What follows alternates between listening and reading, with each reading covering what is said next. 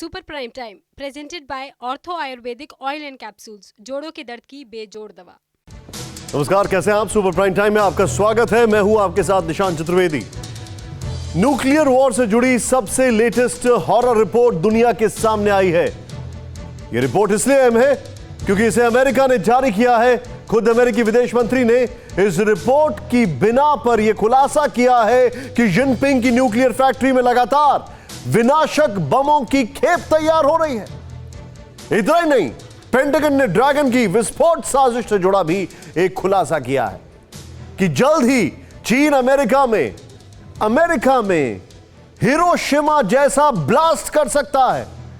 आखिर क्या है सुपर पावर के विरुद्ध ड्रैगन का तबाही वाला प्लान? आप खुद देखें। जिस बम से महाविनाश होता है, जिस बम से बेहिसाब बर्बादी होती है, जो बम इंसानी वजूद के लिए सबसे बड़ा खतरा है, उसी विनाशक की खेप को धड़ल्ले से ड्रैगन कंट्री बढ़ाने में जुटा है। जानते हैं क्यों? वॉशिंगटन डीसी में मौजूद दुनिया के पावर सेंटर को ध्वस्त करने के लिए, अपनी बादशाहत कायम करने के लिए। यह दावा हमारा नहीं है, बल्कि अमेरिका के विदेश मंत्री एंटनी ब्लिंकन ने इस खतरे का अलर्ट खुद जताया है। एशियन रीजनल फोरम में अमेरिकी विदेश मंत्री ने जो बयान दिया, पहले आप वो सुनिए। हमारी खुफिया एजेंसी के हाथ ऐसे सबूत लगे हैं जो इस बात का संकेत दे रहे हैं कि चीन हमारे खिलाफ न्यूक्लियर वॉर की तैयारी में जुटा है और इसके लिए बीजिंग लगातार परमाणु हथियारों की खेप बढ़ा रहा है। हमें इस बात की भी जानकारी मिली है कि परमाणु मिसाइलों के स्टोरेज के लिए चीन ने 100 से ज्यादा सिलो भी तैयार किए हैं। यकीनन यह हमारे लिए खतरे की घंटी है। तो क्या चीन अब सुपर पावर पर परमाणु हमले की फिराक में है? क्या ड्रैगन अपने एटमी जखीरे से अमेरिका में महातबाही लाना चाहता है? क्या जिनपिंग की एटमी सनक तीसरे विश्व युद्ध का अलार्म बजा रही है? और सबसे अहम सवाल यह कि 76 साल पहले जो अमेरिका ने किया, क्या अब कुछ वैसा ही अमेरिका के साथ होने वाला है, यानी एटमी प्रहार? चीन की न्यूक्लियर तैयारी से जुड़ी जो हॉरर रिपोर्ट सामने आई, वो इस बात का साफ और सीधा संकेत दे रही है कि ड्रैगन जंग चाहता है और अमेरिका जैसे ताकतवर देश के खिलाफ भी उसका प्लान बेहद विस्फोटक है। मगर हैरानी की बात यह है कि पूरी दुनिया में करीब 14,000 न्यूक्लियर बम हैं। इन 14,000 बमों में सबसे बड़ा हिस्सा, या कहें 90% से ज्यादा बम तो सिर्फ रूस और अमेरिका के पास है। घुटना, कंधा या कमर, चाहे जैसा हो दर्द, डॉक्टर ऑर्थो आपको देता है दर्द से पूरी आजादी, एक भरपूर जिंदगी। ये कोई टेम्परेरी पेन किलर नहीं, आयुर्वेदिक औषधि है। और अगर चीन और अमेरिका की तुलना करें तो अमेरिका के पास कुल 6800 एटम बम है, जबकि चीन के पास 320 एटम बम बताए जाते हैं। देखा आपने, दोनों देशों के परमाणु जखीरे में जमीन और आसमान का फर्क है। ऐसे में सवाल उठता है, आखिर अमेरिका इतना खौफजदा क्यों है? क्यों चीन के बढ़ते परमाणु जखीरे को देखकर बाइडेन और उनके सलाहकारों के होश उड़े हैं? तो इसकी वजह यह है कि चीन चोरी छिपे एटम बम की तादाद बढ़ा रहा है। किसी भी एजेंसी या फिर संस्था के पास चीन के परमाणु हथियारों से जुड़ा कोई भी आंकड़ा नहीं। इतना ही नहीं, अमेरिका यह भी दावा करता है कि ड्रैगन बीते एक दशक से लगातार न्यूक्लियर वॉरहेड बना रहा है और उन्हें खुफिया ठिकाने पर जमा कर रहा है। ऐसे में चीन के पास मौजूदा वक्त में कितने परमाणु बम हैं, उसका सही अंदाजा नहीं लगाया जा सकता। CTBTO यानी the comprehensive nuclear test ban treaty organisation के पास भी चीन के मौजूदा परमाणु हथियारों से जुड़ा कोई भी आंकड़ा नहीं है। आपको बता दें कि CTBTO एक ऐसी संस्था है जो इंटरनेशनल मॉनिटरिंग का काम करती है और दुनिया भर में परमाणु हथियारों की निगरानी और उसके आंकड़े अपने पास रखती है। मगर चीन ने CTBTO की आंख में धूल झोंक रखी है। जानते हैं कैसे? अपने एटमी प्लान को अंजाम देने के लिए असल में प्रेसिडेंट जिनपिंग के दिमाग में परमाणु बम की ऐसी सनक सवार हुई है जिसे पूरा करने के लिए वो किसी भी हद तक जा सकते हैं। शायद तभी ड्रैगन उस हथियार को बनाने की तैयारी कर रहा है जिसका इस्तेमाल वो दुनिया के सबसे ताकतवर देश अमेरिका के खिलाफ कर सके। इतना ही नहीं, जिनपिंग के दिमाग में एक और खुराफाती का प्लान चल रहा है और वो है रूस के S-500 को खरीदना। इस विध्वंसक वेपन को ड्रैगन के बेड़े में शामिल करना ताकि अटैक और डिफेंस दोनों को मजबूत किया जा सके।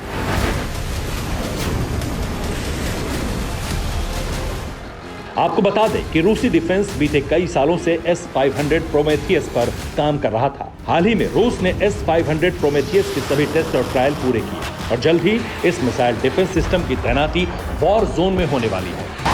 S-500 प्रोमेथियस अब तक का सबसे ताकतवर, सबसे जबरदस्त और सबसे विनाशकारी एयर मिसाइल डिफेंस सिस्टम है। जैसे ही ये रूसी सेना के बेड़े में शामिल होगा, रूस की ताकत कई गुना बढ़ जाएगी। उसका रक्षा कवच अभेद्य हो जाएगा।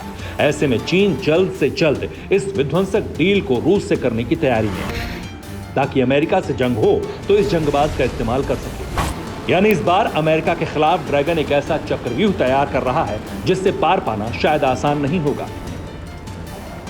और इस तैयारी की वजह यह भी मानी जा रही है कि 10 दिन के भीतर ड्रैगन के खिलाफ कोरोना चार्जशीट दाखिल कर दी जाएगी। अमेरिकी प्रेसिडेंट ने अपनी खुफिया एजेंसियों को 90 दिन का वक्त दिया था, वो पूरा होने वाला है। और अमेरिका पहले ही ऐलान कर चुका है कि अगर चीन कोरोना के लिए जिम्मेदार हुआ तो उसका खामियाजा उसे भुगतना ही पड़ेगा। लिहाजा अमेरिका की इस चेतावनी को जिनपिंग ने भांप लिया और आर पार की जंग के लिए तैयारी शुरू कर दी। मतलब साफ है कि चीन की जंगी सनक और अमेरिका की सुपर पावर वाली धमक अब ऐसे मुहाने पर आकर खड़ी हो गई है जिसका अंत सिर्फ और सिर्फ युद्ध जैसा लगता है। Bureau report, TV9 Bharatvarsh. तालिबानी आतंकियों की तस्वीरें देखकर आपको अंदाजा हो रहा होगा कि अफगानिस्तान में कैसे उसका दायरा बढ़ा है। लेकिन तालिबान अगर अफगानिस्तान की सत्ता हासिल करना चाहता है तो उसके पीछे कई मास्टरमाइंड भी हैं। तालिबान बाकायदा रणनीति बनाकर लड़ रहा है। अफगानिस्तान पर कब्जे के लिए तालिबानी आतंकी कैपिटल फॉर्मूले से आगे बढ़ रहे हैं। तालिबान का प्लान ऐसा है कि उस पर एयर स्ट्राइक करना बेहद मुश्किल हो जाएगा। तादाद में कम होने के बावजूद वो बड़े इलाके को कब्जे में ले सके, तालिबान की प्लानिंग की पूरी परत आज आपके सामने इस रिपोर्ट में खुलने वाली। टारगेट पर प्रांतों की राजधानी, खतरे में लाखों अफगानी। कब्जा करो, राज करो का प्लान, कैपिटल हड़पने बढ़ा तालिबान। 24 घंटे में मारे गए 500 तालिबानी, लश्करगाह शेबरगन में जंग तूफानी। हर मूवमेंट प्री प्लान है, अटैक का हर मॉड्यूल पहले से तय है।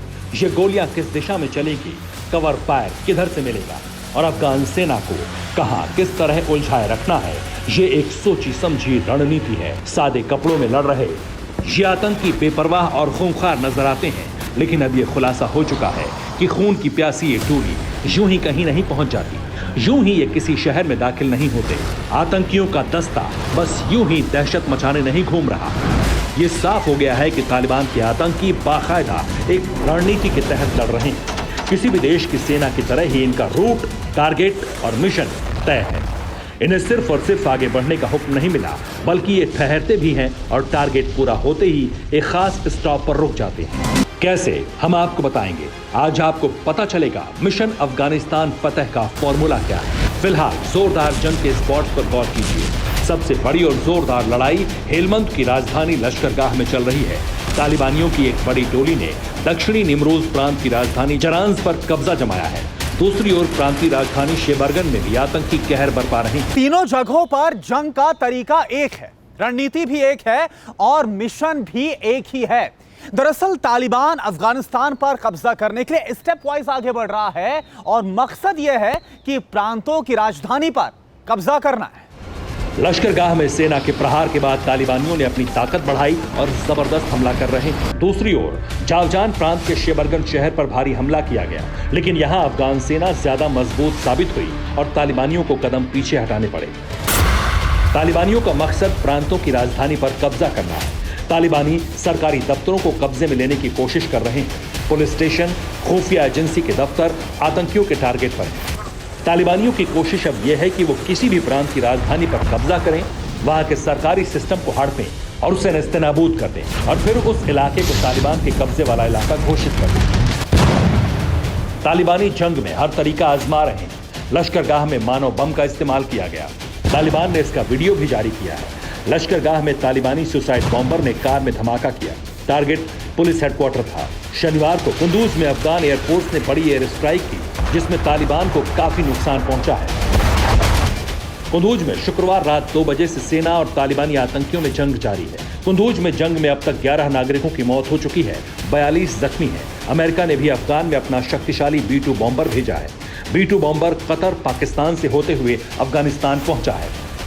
भीषण लड़ाई के बीच अफगानिस्तान के दक्षिणी प्रांत निर्मोज के राजधानी जरान से अफगानिस्तानी सेना को तालिबान ने खदेड़ दिया है। अब यहां तालिबान का कब्जा है। सरकारी प्रवक्ता को गोली मार दी गई है। तालिबानियों के मिशन कैपिटल के तहत अफगान के लड़ाकों ने हेरात और कंधार प्रांत की राजधानियों को भी घेरा हुआ है। जरान की सीमा ईरान से लगी हुई है, इसलिए यह इलाका काफी अहम है। तालिबान ने शेबरगन जेल पर हमला कर कैदियों को छुड़ाया। शेबरगन जेल से सैकड़ों कैदी भागने में कामयाब हुए। तालिबान ने जेल से भागते कैदियों का वीडियो भी जारी किया। तालिबान ने अफगान के शेबरगन शहर पर भी कब्जा किया। तालिबान के तांडव के लिए अफगानिस्तान कई बार पाकिस्तान को जिम्मेदार ठहरा चुका है।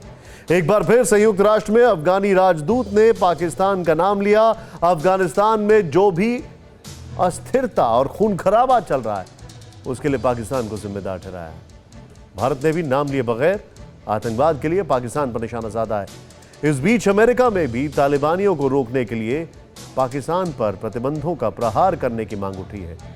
कहा जा रहा है कि अगर तालिबान की ऑक्सीजन सप्लाई रोकनी है तो पाकिस्तान पर शिकंजा कसना होगा। जो तबाही मची हुई है अफगानिस्तान के आंगन में, बारूदों की जो बारिश हो रही है पठान लैंड पर, हेरात, हेलमंद से लेकर कंधार और काबुल तक जो तांडव मचा है तालिबान का, इसे फिर से प्रमाणों के साथ पाकिस्तान प्रायोजित करार दिया है अफगानिस्तान की सरकार ने। कब्जे की इस भीषण जंग के लिए नापाक पड़ोसी को ही 100% जिम्मेदार ठहराया है अफगानिस्तान ने।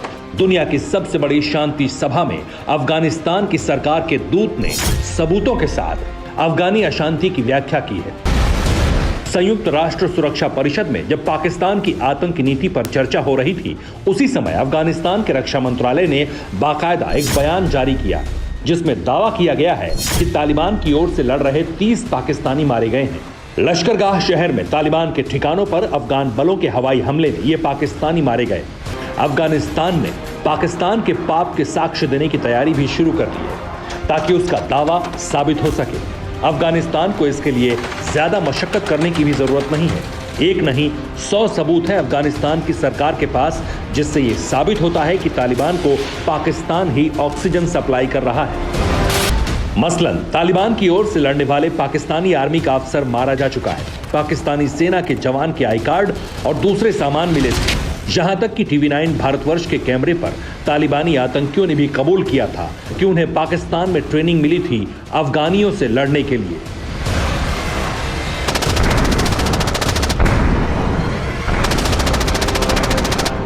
घुटना, कंधा या कमर, चाहे जैसा हो दर्द, डॉक्टर ऑर्थो आपको देता है दर्द से पूरी आजादी, एक भरपूर जिंदगी। ये कोई टेम्परेरी पेन किलर नहीं, आयुर्वेदिक औषधि है। ट्रेनिंग मिलती थी आपको? बड़ी यहाँ पर पाकिस्तान में टर्लिंग देता है तो इधर भिजवा देता है। और कौन ट्रेनिंग देता था आपको पाकिस्तान में? तो कई शेबों में टर्लिंग देता है ना। अच्छा, हाँ। कहाँ पे? हमें तो पता नहीं, हम इधर वह जगह पे लेके जाता था कि हमें पता नहीं होता है। अच्छा, हाँ आपको पता नहीं हाँ, होता था? बल्कि बंद गाड़ी में ले जाता है, बंद गाड़ी में वापस लेकर। पाकिस्तानी पाप के इन चीखते साक्ष्यों के आधार पर ही हिंदुस्तान ने भी संयुक्त राष्ट्र की सभा में नाम लिए बगैर नापाक पड़ोसी को आतंक का पनाहगार करार दिया। संयुक्त राष्ट्र में भारत के स्थायी प्रतिनिधि और अगस्त महीने के लिए सुरक्षा परिषद के अध्यक्ष TS त्रिमूर्ति ने कहा कि आतंक को पनाह देने वालों की जिम्मेदारी तय किए जाने की जरूरत है। अफगानिस्तान में शांति बहाल करने के लिए क्षेत्र में आतंकवादियों की पनाहगाहों को फौरन नष्ट किए जाने और आतंकवादियों की आपूर्ति श्रृंखला बाधित करने की जरूरत है। ये भी सुनिश्चित करने की जरूरत है कि अफगानिस्तान के पड़ोसी देश और क्षेत्र को आतंकवाद, अलगाववाद और चरमपंथ से खतरा न हो। आतंकवाद के सभी स्वरूपों को कतई नहीं बर्दाश्त करने की जरूरत है। जाहिर है कि विश्व मंच पर एक बार फिर अफगानिस्तान के बहाने पाकिस्तान की आतंक नीति की पोल खुल रही है। संयुक्त राष्ट्र सुरक्षा परिषद में एक बार फिर से आतंक के खिलाफ दुनिया एकजुट होती दिखाई दे रही है। तालिबान के बहाने तालिबान के अंतरराष्ट्रीय आका को सबक सिखाने की तैयारी हो रही है। हालांकि इस सब के बीच तालिबान ने यूटर्न ले लिया है। तालिबान आतंकियों ने पख्तिया प्रांत में गुरुद्वारा थाल साहिब की छत पर धार्मिक झंडा फिर लगाया। यह गुरुद्वारा सिखों के लिए काफी अहम है और यहाँ पर श्री गुरु नानक देव जी भी आ चुके हैं। इसके बावजूद तालिबान पर सामूहिक प्रहार की तैयारी की जा रही है। लेकिन इस बार तालिबान के साथ साथ उसके गॉडफादर भी दुनिया की नजरों में है, क्योंकि अमेरिका ने भी कहना शुरू कर दिया है कि तालिबान के खिलाफ प्रतिबंध से पाकिस्तान को फायदा और अफगानिस्तान को नुकसान होगा, जबकि पाकिस्तान के खिलाफ प्रतिबंध से युद्ध समाप्त हो जाएगा। जाहिर है कि प्रतिबंधों के प्रहार से पाकिस्तान की आतंक नीति की अंत की शुरुआत हो चुकी है। Bureau report, TV9 Bharatvarsh. क्रूरता के लिए चीन पूरी दुनिया में कुख्यात है। माओ त्से तुंग से लेकर जिनपिंग के शासनकाल तक यह जुल्म और सितम जारी है। उइगर मुसलमान से लेकर कम्युनिस्ट पार्टी का विरोध करने वाले तक सरकारी दमन के शिकार हुए। इस सब के बीच सोशल मीडिया पर दावा किया जा रहा है कि चीन में दुनिया के सबसे ज्यादा फांसी घर हैं। इस वायरल खबर की सच्चाई क्या है, इस रिपोर्ट को देखकर आप खुद समझिए। उइगरों के साथ क्रूरता के लिए कुख्यात चीन में क्या सबसे ज्यादा फांसी घर हैं? क्या पूरी दुनिया में सबसे ज्यादा अपने लोगों को मौत की सजा देता है ड्रैगन? चीन को लेकर ये सवाल वायरल हो रहे हैं। सोशल मीडिया पर दावा किया जा रहा है कि चीन की गली गली में फांसी घर हैं, जहां जहरीले जिनपिंग के आदेश पर इंसानों को फांसी पर लटकाया जाता है। ड्रैगन के इस काले सच के बारे में जानने से पहले जरा ये तस्वीर देखिए, जो है तो चंद महीने पुरानी, लेकिन चीन की हैवानियत का चीखता सबूत है। उइगर मुसलमानों की छाती पर कुछ यूं बर्बरता की कहानी लिखता है ड्रैगन। प्रताड़ना की उबलती भट्टी में झोंककर बेहिसाब प्रताड़ित किया जाता है। दुनिया भर से सवाल उठने के बावजूद जिनपिंग की जल्लाद फौज का अत्याचार जारी है। इन्हीं जालीनामा करतूतों के बीच चीन सवालों के घेरे में है। चीन में उइगर लोगों की जबरन नसबंदी कराई जाती है। कम्युनिस्ट विचारधारा के खिलाफ बोलने वालों को गायब करवा दिया जाता है। चीन की सरकार अपने राजनीतिक विरोधियों को यातनाएं देती है। प्रदर्शनकारियों का नरसंहार करवाया जाता है। माओ की अगुवाई में 1948 में चीन की सत्ता पर कब्जा जमाया था। उसके बाद से इसी एक पार्टी का वहां पर शासन है। इस पार्टी का विरोध करना चीन में किसी जुर्म की तरह है। माओ त्से तुंग ने तिब्बती लोगों के इलाके पर कब्जा कर वहां के अपने सभी राजनीतिक विरोधियों को मरवा दिया था। एक अनुमान के मुताबिक माओ के शासनकाल में करीब 65 लाख लोगों की हत्याएं हुई थी। 1989 में थेनमान चौराहे पर पार्टी की नीतियों का विरोध कर रहे हजारों छात्रों को चीन की सरकार ने आर्मी के तोप लगवा कर मरवा दिया था। एक रिपोर्ट के मुताबिक एक साल में पूरी दुनिया में जितने लोगों को मौत की सजा दी जाती है, उससे कहीं ज्यादा तादाद में चीन हर साल अपने लोगों को मौत की सजा सुनाता है। ये सब लोगों में डर बनाने के लिए किया जाता है, ताकि कोई चीनी कम्युनिस्ट पार्टी के खिलाफ बोलने की जुर्रत ना कर सके। माओ की विरासत संभाल रहे जिनपिंग भी वही कर रहे हैं। 100 सालों में दुनिया के कुछ सबसे क्रूरतम अत्याचार ड्रैगन लैंड पर ही हो रहे हैं। चीन में जारी मृत्युदंड की वजह से ही दावा किया जा रहा है कि चीन में सबसे ज्यादा फांसी घर हैं। Bureau report, TV9 Bharatvarsh. Corona की थर्ड वेव की चेतावनी पहले ही दी जा चुकी है। इस बीच कोरोना का एक वेरिएंट बड़े खतरे का अलार्म बजा रहा है। WHO की माने तो दुनिया के 135 देशों में यह वेरिएंट फैल चुका है और बड़ी ही तेज रफ्तार से लोगों को अपने मकड़जाल में फंसा रहा है।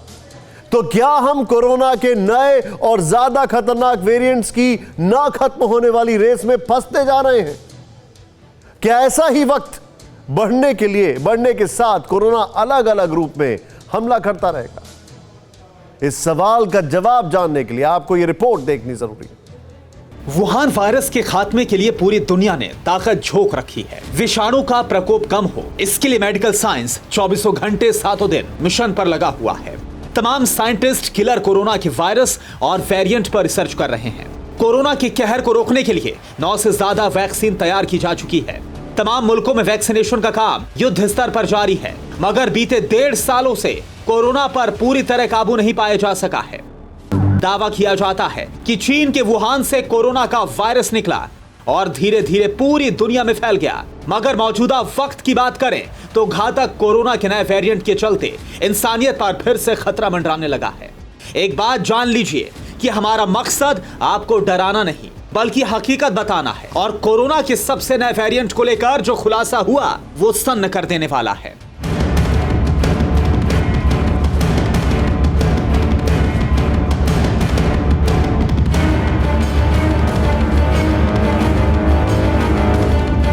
अगर आप सोचते हैं कि कोरोना का वजूद मिट गया है तो यकीनन आप गलत हैं, क्योंकि इस वायरस के ऐसे डेडली वेरिएंट ने दस्तक दी है जिससे बचना नामुमकिन है, और उस वेरिएंट का नाम है डेल्टा।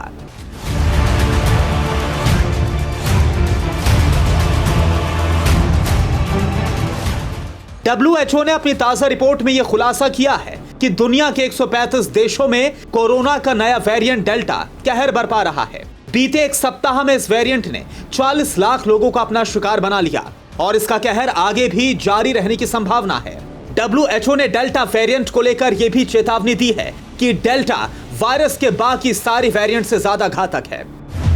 इसके संक्रमण की रफ्तार भी कई गुना ज्यादा है। डेल्टा वेरिएंट के साथ साथ बीटा और गामा वेरिएंट का भी कहर लगातार जारी है। अगर इसी तरह वायरस का बदला स्वरूप तांडव मचाता रहा तो हालात बेहद भयावह हो सकते हैं। Bureau report, TV9 Bharatvarsh.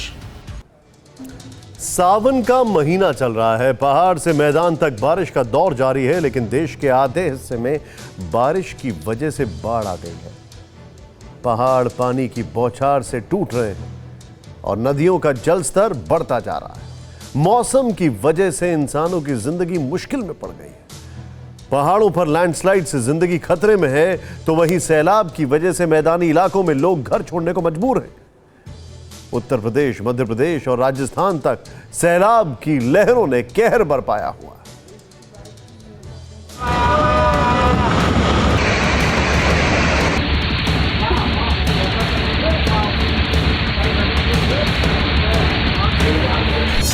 दरकते पहाड़, मलबे का अंबार, देवभूमि में बारिश से हाहाकार।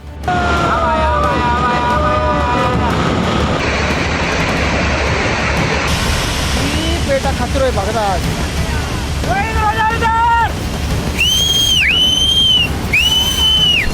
पहाड़ फाड़कर बहने लगा सैलाब, मैदानी इलाकों में भी मौसम खराब।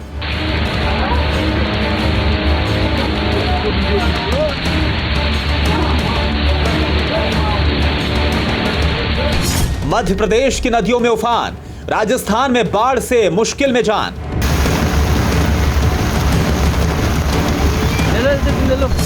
यूपी में भी अब सैलाब विकराल, अगस्त में बारिश बाढ़ से बुरा हाल। सावन का महीना है, आसमान में बादलों का बसेरा है। शिव भक्ति के इस मौसम में सैलाब का तांडव देखकर लोग अब भोले बाबा से रहम मांग रहे हैं। देवभूमि उत्तराखंड हो या फिर महाकाल की नगरी को जाने वाले रास्ते, हर जगह बारिश और बाढ़ से दहशत बढ़ती जा रही है।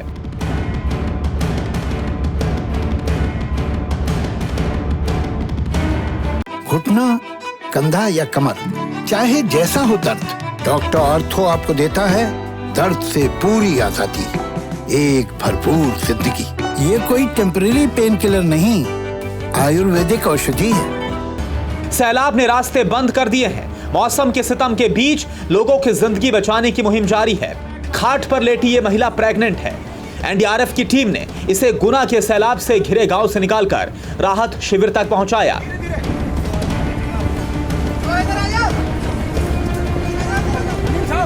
बारा के पास मध्य प्रदेश की सीमा के सुंडा में पार्वती नदी उफान पर है। यहां से 350 लोगों को रेस्क्यू किया गया। हालात ऐसे हैं कि वायुसेना की मदद लेनी पड़ी है। TV9 भारतवर्ष की टीम भी इस इलाके में लोगों का हाल जानने पहुंची थी। मध्य प्रदेश को राजस्थान से अलग करने वाली पार्वती नदी में इन दिनों बहुत ज्यादा पानी है। बाढ़ से बेहाल ये इलाका MP और राजस्थान के बॉर्डर पर है, लिहाजा दोनों राज्यों की पुलिस प्रशासन मिलकर रेस्क्यू ऑपरेशन चला रही है, जिसमें एनडीआरएफ और एसडीआरएफ की टीम मददगार साबित हो रही है। मध्य प्रदेश के गुना के सोंडा गांव में रेस्क्यू ऑपरेशन चल रहा है और हम रेस्क्यू ऑपरेशन की इस टीम के साथ सोंडा गांव जा रहे हैं राजस्थान से। मेरी दूसरी ओर आप जो तस्वीरें देख रहे हैं वो राजस्थान की हैं और राजस्थान और मध्य प्रदेश के बीच में बहती है ये पार्वती नदी। इस पार्वती नदी में अचानक उफान आया और उसके बाद जो सोंडा गांव है वो टापू बन गया। जैसे जैसे पानी का प्रभाव बढ़ता गया वैसे वैसे लोग फंसते चले गए और अभी तक 100 के करीब लोगों को निकाला जा चुका है। हालांकि जो लोग फंसे हैं उनकी तादाद अब काफी कम है और हम एनडीआरएफ की टीम के साथ ये चेक करने जा रहे हैं कि कहीं इस गांव में कोई फंसा तो नहीं है। फिलहाल एमपी और राजस्थान दोनों ही राज्यों में बारिश सबसे ज्यादा कहर बरपा रही है। सिर्फ राजस्थान में अब तक 80 लोगों की मौत की खबर है। खराब मौसम की वजह से रेस्क्यू टीमों को भी काफी मुसीबतों का सामना करना पड़ रहा है। यहाँ पर रेस्क्यू ऑपरेशन चल रहा है। हम देखने के लिए आए हैं एनडीआरएफ की टीम के साथ कि गांव में कोई मौजूद तो नहीं है जो छूट गया हो। हालांकि दूर दराज के इलाकों में कुछ लोग हैं जो अभी भी इक्का दुक्का रहे छूट गए हैं। और मैं तस्वीरों में दिखाना चाहूंगा, वो सामने आप देखिए एक शख्स आपको दिखाई दे रहा होगा। हालांकि वो काफी ऊंचाई पर है और नदी का वेग जिस तरह से है तो बहुत ज्यादा खतरा नहीं है। और धीरे धीरे जैसे ही वेग कम होगा यहाँ पर रेस्क्यू ऑपरेशन लगातार चलाया जाएगा। तो हमारे साथ जो टीम के सदस्य हैं एनडीआरएफ की टीम के, वो सभी मौजूद हैं। सर, अभी तक क्या देखा आपने? सारे लोग निकल चुके हैं या कुछ लोग हैं बाकी कहीं? सर, अभी तक लगभग हमने निकाल लिया है, लेकिन अभी भी टीम यहीं स्टेट है, ऑपरेशन जारी है जी। और अभी हम सर्च कर रहे हैं कि ऐसा कोई व्यक्ति छूट तो नहीं गया है जो यहाँ रह गया हो। तो हालांकि बहुत से लोगों को हेली से भी निकाला गया और बोट से भी कंटिन्यू चल रहा है। तो अभी हम यहाँ क्लियरेंस के लिए भी फाइनल जो है कलेक्टर साहब का आया नहीं किया, वो ऑपरेशन क्लोज होने के लिए हम अभी रुके हुए हैं। मध्य प्रदेश के अशोकनगर में भयंकर बारिश के बाद ज्यादातर निचले इलाके डूब चुके हैं। यहाँ 50 सालों का रिकॉर्ड टूटा है। अशोकनगर में केथन और मोला नदियों से पानी रिहायशी इलाकों तक आ रहा है। सबसे ज्यादा मुश्किल बुजुर्ग और बच्चों को हो रही है। लोग खुद ही किसी तरह इलाके से दूर जा रहे हैं। कुछ लोगों ने छत को ठिकाना बनाया है। कोटा के आसपास के इलाकों का हाल जानने के लिए लोकसभा के स्पीकर ओम बिरला ने हवाई दौरा किया। कोटा के सांगोद में उजाड़ नदी की वजह से बाढ़ आई है। बाढ़ की वजह से आधे से ज्यादा शहर डूब गया है। भीम सागर बांध से पानी छोड़ने की वजह से इन इलाकों में जबरदस्त सैलाब आ गया है। तबाही पहाड़ों पर भी है। जबरदस्त बारिश की वजह से पहाड़ों पर जगह जगह लैंडस्लाइड हो रहा है। बिगड़ते मौसम के साथ ही हालात भयावह होते जा रहे हैं। पिथौरागढ़ में आसमान से लगातार बारिश हो रही है और रह रहकर पहाड़ दरक रहे हैं। सड़क पर सफर खतरे से भरा हुआ है। लैंडस्लाइड की वजह से कई जगहों पर रास्ता बंद हो गया है। शुक्रवार को एक बार फिर धारचूला के पास पहाड़ का बड़ा हिस्सा गिरा। पहाड़ से नीचे मलबे का ढेर आया और सड़क से होता हुआ नदी में जा गिरा। दहशत बढ़ती जा रही है क्योंकि पहाड़ कटने की वजह से और भी लैंडस्लाइड हो सकती है। लोगों को बादल फटने का भी डर सता रहा है। रात भर लोग जागकर पहरेदारी करने में लगे हुए हैं।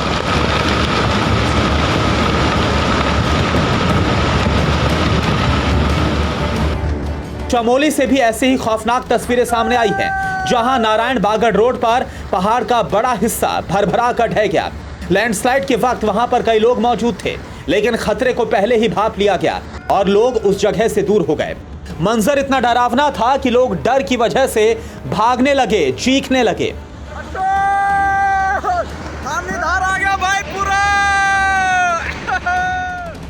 दरअसल उत्तराखंड के पहाड़ी इलाकों में ऐसी घटनाएं लगातार हो रही हैं।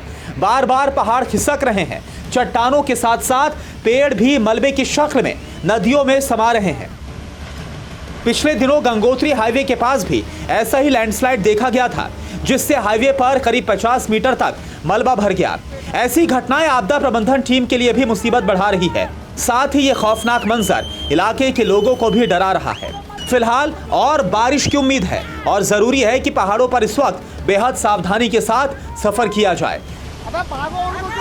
Bureau report, TV9 Bharatvarsh. फिक्र आपकी, सोमवार से शुक्रवार रात 9 बजे सिर्फ TV9 भारतवर्ष पर।